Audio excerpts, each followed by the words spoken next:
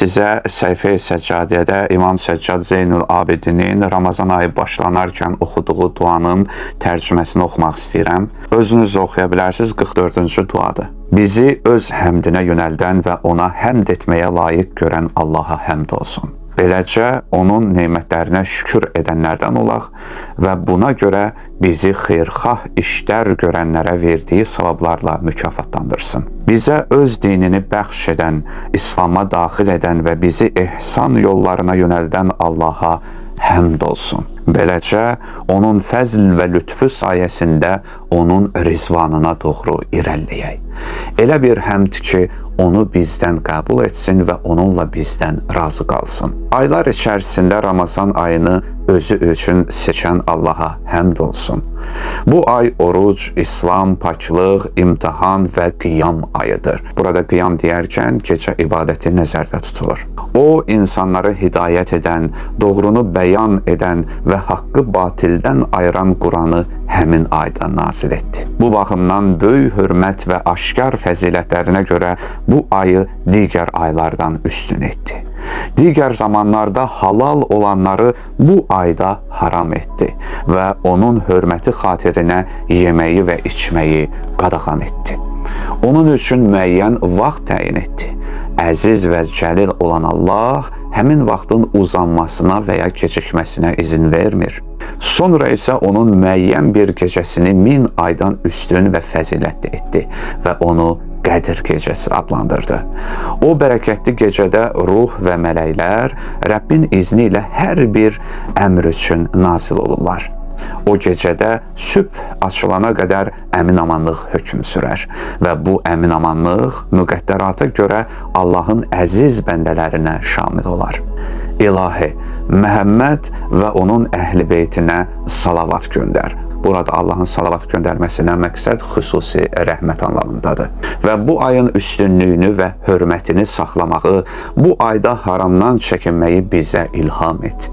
Bu ayda oruç tutmaqla əzalarımızı günahlardan qorumaq və onlarla sənin razı qaldığın işləri yerinə yetirməkdə bizə kömək et ki, qulaqlarımız boş sözlər eşitməsin. Gözlərimizlə harama baxmayaq, əllərimizi harama doğru uzatmayaq, harama doğru addım atmayaq, qarnımızı halaldan başqa heç nə ilə doldurmayaq. Dilimiz dediklərindən başqa söz danışmasın.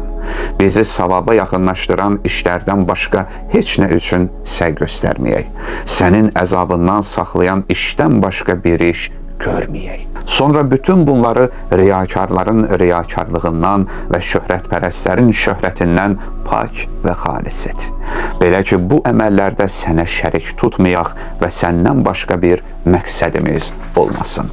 İlahi, Məhəmməd və onun əhl-i beytinə salavat göndər və bizi bu ayda hüdudlarını və vaciblərini, yəni vacib əməllərini, şərtlərini bəyan etdiyin və vaxtlarını təyin etdiyin 5 namazın vaxtına riayət etməkdə ayıq et. Bizi onun dərəcələrinə çatan, rükünlərini yerinə yetirən və onu öz vaxtında qılanlardan et. Bizi bəndən və elçin Məhəmmədin, ona və əhl-i beytinə sənin salavatın olsun, yerinə yetirdiyi rükû və səcdələrini, namazın bütün qayda qanunlarını kamil paklıq, aydın və son dərəcə təvazökarlıqla yerinə yetirənlərdən et. Bu ayda bizə öz qohum əqrabamıza yaxşılıq etmək və silə-i rəhm etmək tövfiqi ver.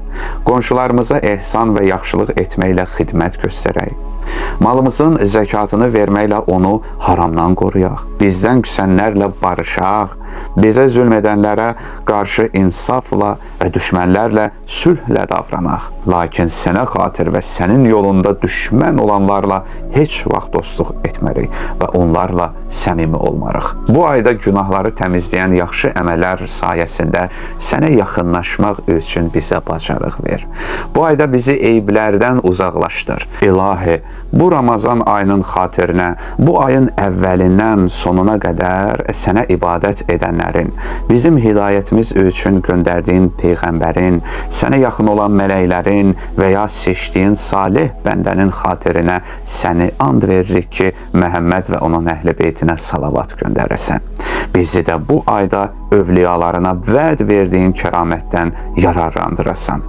İtaət və ibadətdə səy göstərənlər üçün lazım bildiklərini bizə də lazım bil.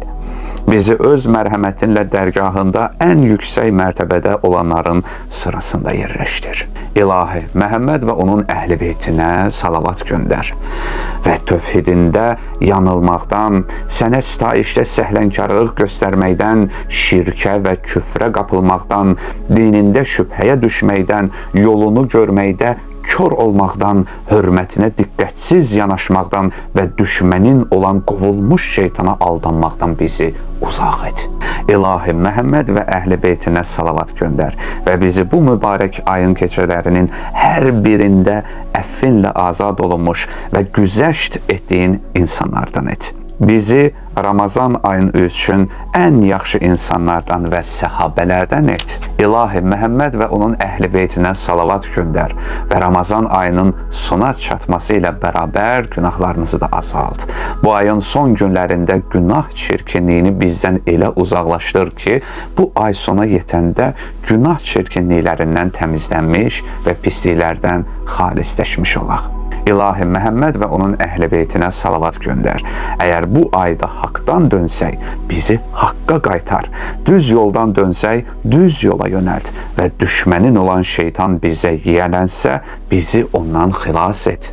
İlahi, orucluq ayını ibadətlərimizlə doldur və onun vaxtlarını sənə ibadət etməklə, gündüzlərini oruç tutub, gecələrini namaz qılıb sənə yalvarmağımız və sənə qarşı təvazökar və huzurunda alçaq könüllü olmaqda bizə kömək et ki, gündüzlər qafil və gecələr isə səhlənkar olmağımıza şahid olmasın. İlahi, yaşadığımız digər aylarda və günlərdə də bizi bu cür et. Bizi cənnətin miras aparan və orada əbədi qalan salih bəndələrdən et. O bəndələrdən ki, hər şeylərini Allah yolunda bağışlayırlar. Bir halda ki, qəlblərində Allaha doğru qayıdacaqlarından qorxurlar. Bizi xeyir işlərə tələsən və bu işlərdə önə keçən bəndələrdən et.